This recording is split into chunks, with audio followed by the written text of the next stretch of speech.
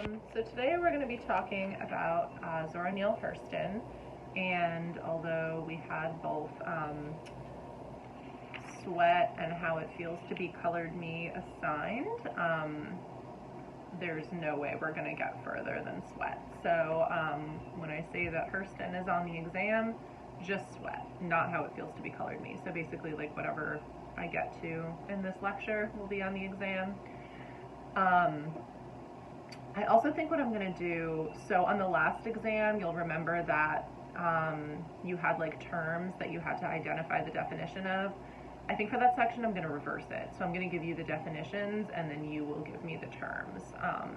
So that way it's a little just like less you plagiarizing from Google. And although I guess like it is an open book exam, like it's going to be on Turnitin, right? So if you're just like plagiarizing definitions and stuff, that will show up. So don't plagiarize. Make sure that you're, not just like plagiarizing stuff for this exam. If you have questions about what that would look like, you can email me and we can discuss it in greater depth. But the exam will be on Monday, as I emailed you guys all the details about this, but I will be, I'm just going to send like an email with the exam, and you will have an hour to complete it and turn it in via Turnitin, which is also where I will grade them. Okay, so I'm sorry I haven't gotten to the PLPs yet. It's just, I don't know, things are crazy. I really hope you guys don't want to do the last one because I just like can't. I mean, I don't know how anybody can grade these even when you're not like experiencing a horrible global trauma. So, you know, I'm working on them. I've got stuff for every class, so I'm sorry. It's just, it's a rough semester. So, we are going to talk about Sweat today and Zora Neale Hurston. So Hurston grew up in Eatonville, Florida, which was an all-black town, and which had a really formative effect on her like conception of herself as a Black American woman, which you can see in How It Feels to Be Colored Me especially, and which we will talk about in greater detail when we get to that essay. But today we're going to talk about Sweat, which is a story. I put some discussion questions on Moodle, which I was kind of hoping you guys might like get to before I got to the lecture, but no one's answered them, so I will not be incorporating any of those in this lecture. So I'm just going to tell you guys like the stuff that I have been reading about this story and thinking through. So Zora Neale Hurston was not really like a primary figure in the Harlem Renaissance, but she was still associated with it, and I do want to talk about the Harlem Renaissance a bit. Alice Dunbar was also a Harlem Renaissance writer, which I don't think I got to when we were discussing her. But the Harlem Renaissance was a literary movement that occurred from about 1918 to 1937, so it was concurrent with modernism and was, I guess you could say, like an offshoot of modernism in a way. So it was a literary movement that was centered in Harlem, but that was happening like all over the United States. It just took Harlem as its symbolic capital. And this literary movement sought to reconceptualize and define Black American culture outside of white racist stereotypes. So this was really the first time that there was like a concerted movement of Black artists saying, hey, like this is our culture and our cultural identity, and like this culture matters, and it's different than white American culture, right? It remains the most influential literary movement in African American history. It's different than a lot of other literary movements in this country because it was very closely associated with political movements and with like civil rights organizations such as the NAACP, which was I think founded around the same time. There was an interest not only in contemporary African American culture, such as like blues and jazz, as well as like literature, so your authors like Langston Hughes, Countee Cullen, but there was also a growing interest in African American ancestral roots. So the narrative up until this point had always been that like, you know, Africans were stolen from their homeland and brought to the United States, but that Africa was a place of like barbarism, basically. Like, it was barbaric, it was primitive. Zora Neale Hurston even says in How It Feels to Be Colored Me, slavery is the price I paid for civilization, right? So there was this idea that like Africa was not valuable as like a cultural heritage at all. And so at this point, there was a shift away from that. And for the first time, writers began getting interested in their cultural roots and heritage.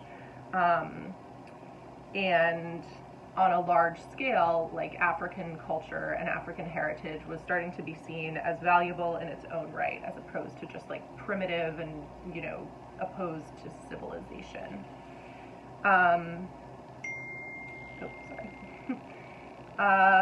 Let's see.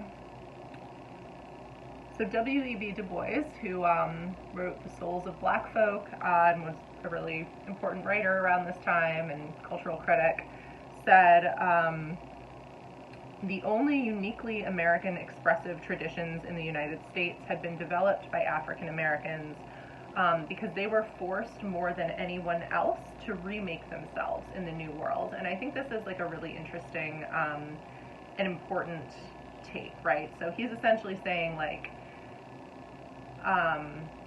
you know, most white American writers who are seeking this like American identity are doing so through a really Eurocentric, European like literary tradition. And like you can even see that in the syllabus for this class, right? Like which I didn't make, as you know, but the syllabus is just like, it's British women and it's American women, and the two are often seen as somewhat interchangeable, particularly when you are focused on this kind of like white literary tradition, which this is like a pretty white syllabus.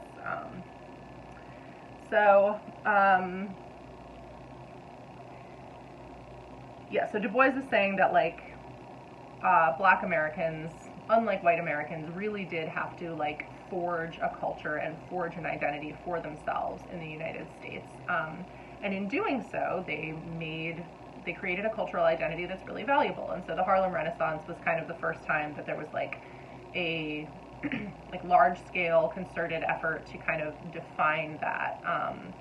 And the movement itself was marked by a lot of like debate, right? Like there was never like one central correct idea of what Black American culture meant. Like it was different to different artists. And so, for example, you'll see that Zora Neale Hurston, as you read in her bio, she was associated with the movement for like 2 years, and then she and Langston Hughes had a falling out. And later she was sort of like a controversial figure because, well, I guess you can see a lot of it in How It Feels to Be Colored Me, so I guess I don't want to get too into it, but she is somewhat, I guess, controversial. And I think was more controversial in the past. I think now that, I don't know, now she's not as much, I guess, but yeah, I don't know, sorry. We'll talk about that with the essay. It's not as relevant to the story, and there's a lot to say about this story. So, Sweat.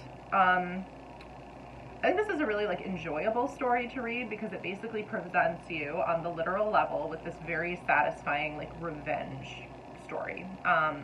So Sykes is an abusive husband. Delia is his victim. She never really fights back, but Sykes ends up dying because of the snake that he brings into the house. So it's this very like divine type of justice that is really like enjoyable to read and to see play out in the end. So I got a lot of my information for this lecture from an article called The God and the Snake, the Devil and the Phallus, Biblical Revision and Radical Conservatism in Hurston's Sweat by Catherine Carter. So I'll give you the citation for that in the video description. But this article is really interesting, articulated a lot of like sort of the symbolic ideas that are coming through in this story. So I want to kind of go through those. So this is basically like a biblical revision this story, like, cannot be separated from its biblical symbolism, beginning in the very beginning on page 349 with this, like, whip, which has a lot of symbolism. So the whip is like a snake. It also has the symbolism of being phallic. It also symbolizes domestic abuse, as well as slavery. Not only like the slavery that took place in the United States, but also the slavery of the Hebrews, the enslavement of the Hebrews in the Bible. So within this dynamic, Sykes would be like Delia's owner, and she would be his slave. And that is kind of emphasized by the fact that there are really no white characters in this story, except for like the people whose wash Delia does, but we don't meet any white people in this story. So Hurston kind of like removes the white influence to show the power dynamics at play between a man and a woman in this situation, and to focus on what the author calls the master-slave dynamic between married man and woman. So this is how the whip is described. Just then something long, round, limp, and black fell upon her shoulders and slithered to the floor beside her. So the words used here, like slithered, makes it very clear that there's snake symbolism. And then something long, round, limp, and black. I mean, there's this kind of clear, like, depiction of it as, like, a phallic symbol. And it's like it's an emasculating phallic symbol, right? Because it's described as limp. So there's the possibility that Hurston is kind of alluding to the way that Sykes himself feels emasculated as a black man within white society. And you'll see that on page 2, like he, or not on page 2, on page 350, but the second page of the story, he calls her the N-word, says you sure is one aggravating woman, and I told you time and time again to keep them white folks' clothes out of this house. So he clearly has like a problem with their clothes being in his house, and he uses like the language of of white racism to insult his wife, even though he is also black. So there's kind of this power dynamic at play here.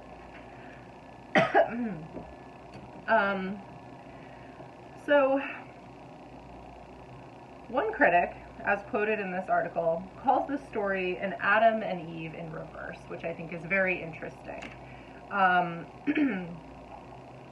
So the problems in this story don't have one like easy to identify source of where they came from, right? And that's something that Hurston does in a lot of her work. So, and something that's talked about in her bio too. Like Hurston didn't want to write stories that were just about white racism toward black people, right? Like she felt that that was a little too oversimplified, and she also, like, understandably wanted to be able to write about something other than just racism. So, like, you'll see a lot of the stuff we read in this class has just been women writing about, like, man, this is bullshit that I can't write because I'm a woman, you know? So Hurston felt that a lot of black artists were expected to do the same thing, right? To be like, well, this is about racism and racism is wrong. And she wanted the freedom to do more than that. So in this story, the real problem, as the author of this article at least claims, is not slavery. It's not racism. Instead, all of this cruelty comes from original sin.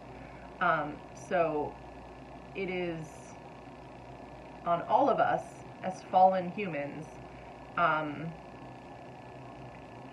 who are marked by original sin, like, we can't achieve any real good in this world because by the very nature of being a human, like, you are marked by original sin. So it's kind of a grim view of the world. So let's see. Delia herself is the perfect Christian woman. She is meek, she is without sin, she's really hardworking, even on Sundays, although Sykes tries to tell her that's sinful, but he's like wrong.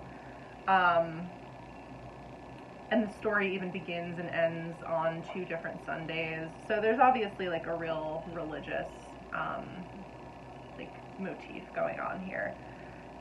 Even when Delia picks up the frying pan or the iron skillet on the bottom of page 350, she struck a defensive pose. So what she's doing is not threatening him like, I'm going to come hit you with this pan, but rather, if you attack me, I will defend myself. So this is like the angriest we see her get. Yeah. So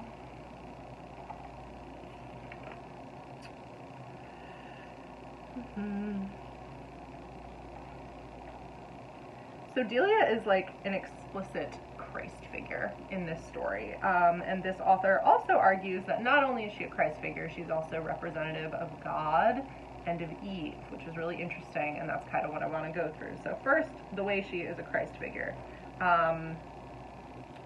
She never defends herself, she turns the other cheek constantly, she suffers eternally in this relationship with this man who is just unbelievably cruel to her all the time.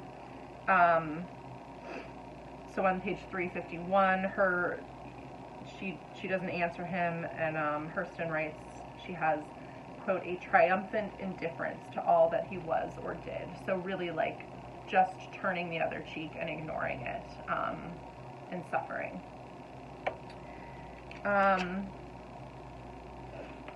Even when he dies, Delia is basically like, I guess, exempt from any blame for his death, because at the end, Orlando with its doctors was too far, is what Hurston writes. So like even in the one moment where maybe Delia is to blame for like letting Sykes die, we are shown that like she couldn't have done anything. So she's really got no agency throughout the story at all over Sykes, good or bad. So Carter writes, quote, Delia's virtue lies in endurance, not defiance, because the outcome and the terms of the story is not within her control. So, like, divine justice is responsible for what happens at the end, not Delia. And it's actually Sykes' snake who kills him, right? Like, he brings that snake to the house to torture his wife, and it's what kills him. So, like, she really bears no responsibility at all in this story. Okay.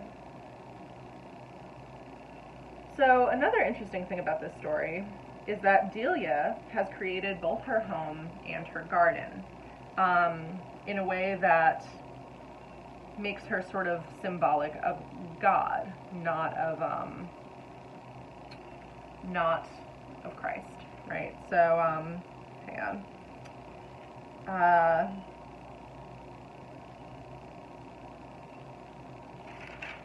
Trying to find the page.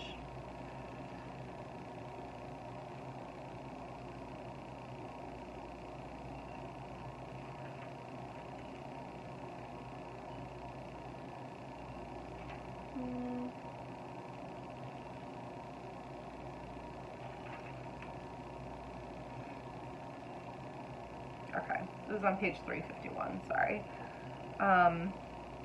So she talks about her marriage and says she was young and soft then, but now she thought of her knotty, muscled limbs, her harsh, knuckly hands, and drew herself up into an unhappy little ball in the middle of the big feather bed.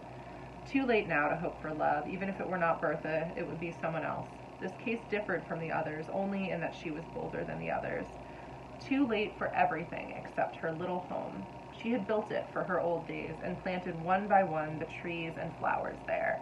It was lovely to her. Lovely. So this garden and this house is like all that she has. So if we think of this story as kind of using a lot of symbolism and imagery from Genesis with like the snake, then this garden might be seen as in Eden that Delia herself created, which is kind of interesting. And then there's also on page 353, just to kind of like emphasize the idea of Delia as a Christ figure, which is just someone in literature who whose story parallels the story of Christ in like a significant number of ways. On the bottom of 353, Hurston writes, Delia's work-worn knees crawled over the earth in Gethsemane and up the rocks of Calvary many, many times during these months. So Gethsemane, I cannot say, I think that's how you say that word, I like always mess that up, is the garden where Jesus was betrayed, and Calvary is the hill where he was crucified. So Hurston is drawing a very explicit connection between Christ and Delia here.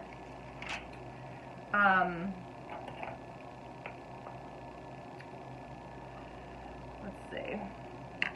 So she is like Christ and she is like God, and that is interesting, right? That's kind of a radical thing for Hurston to be writing about, right? That like this woman she's a poor black woman who is the victim of constant domestic abuse.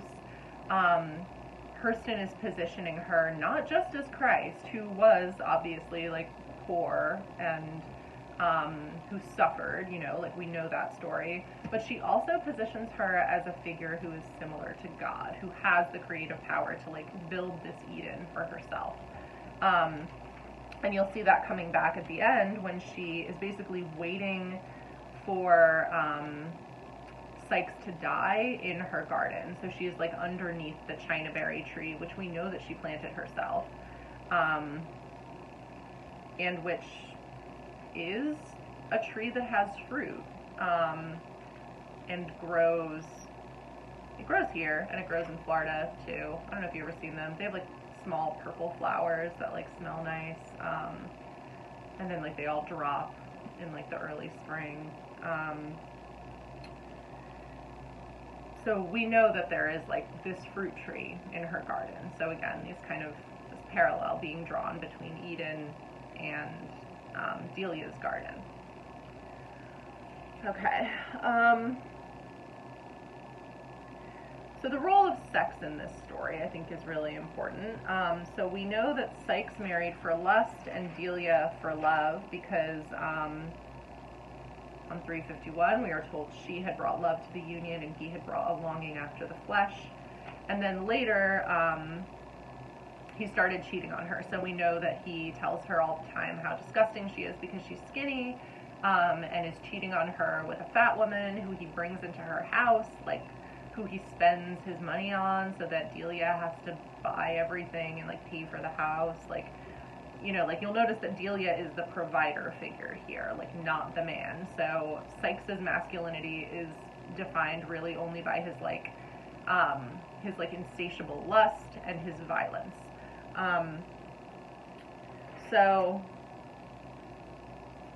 you could even say symbolically that within the story, because again, the snake is a phallic symbol, and like snakes are always phallic symbols, like that's just, I don't know, it's a thing in literature, snake, phallus, you know, on a symbolic level, and also kind of on a literal level, because he comes home drunk after having spent the night with Bertha, and he took all the matches to her house, and that's why he can't turn the light on. He comes home and is destroyed by his own sexuality as symbolized by the snake.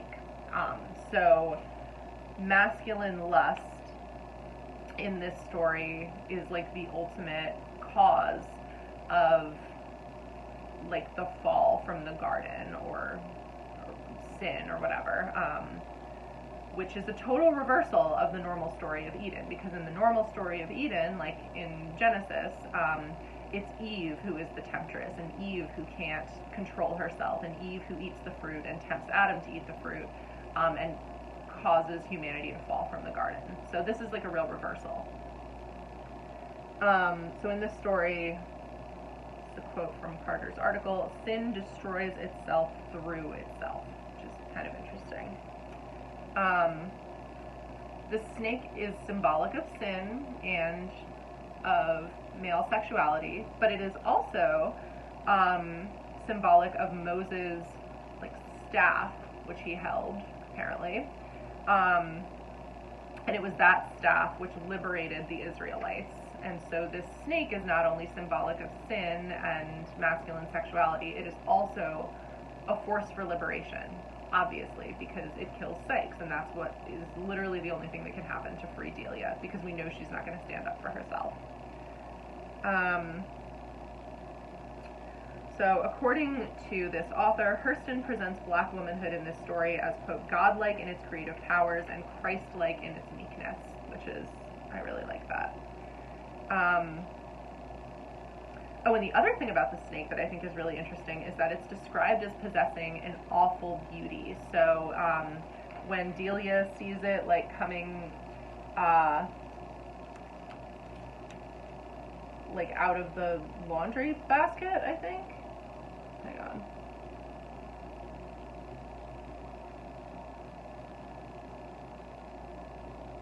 Yeah, so she's in the bedroom and the snake is in the laundry basket. It's on page 356.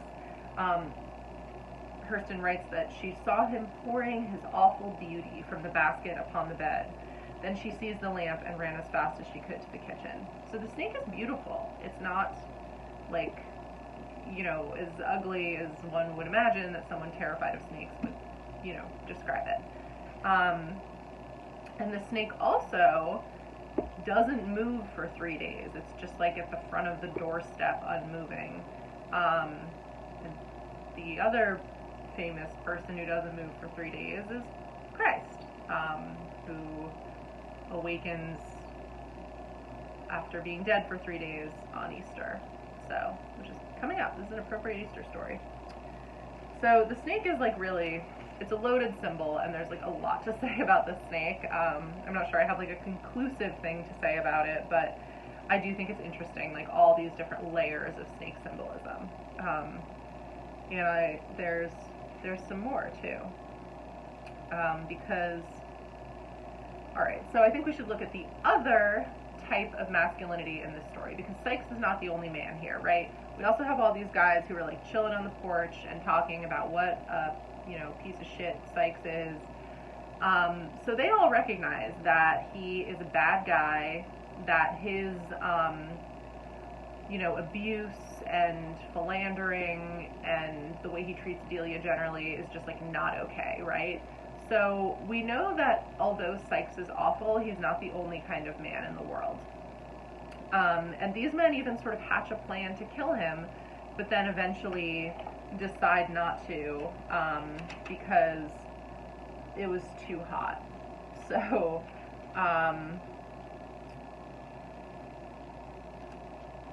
the heat was melting their civic virtue. It's on page 352.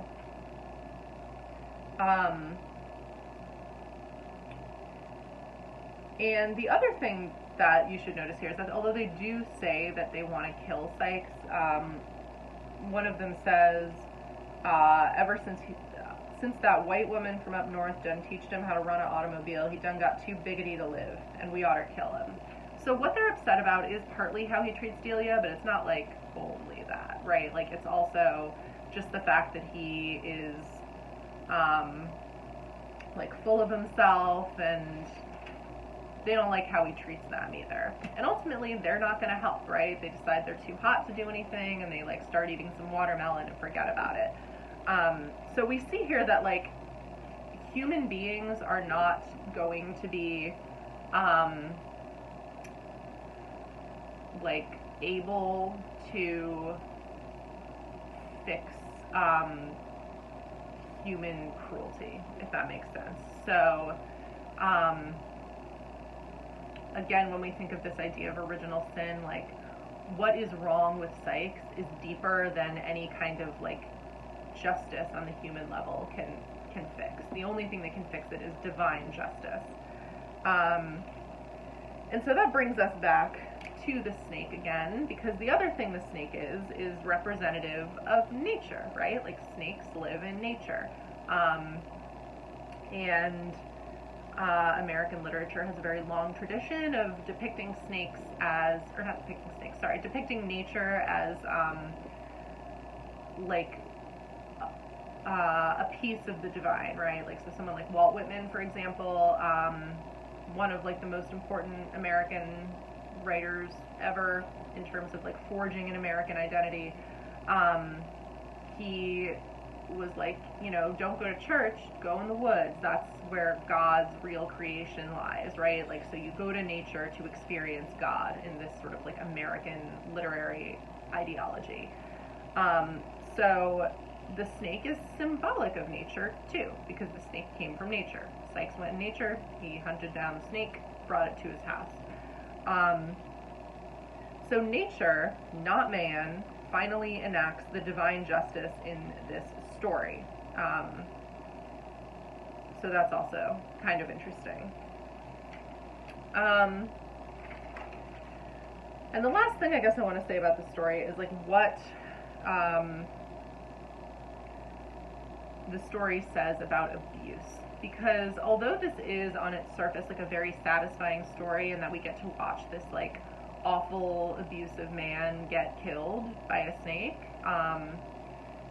we have to remember that Delia's been dealing with this for 15 years and she's never done anything.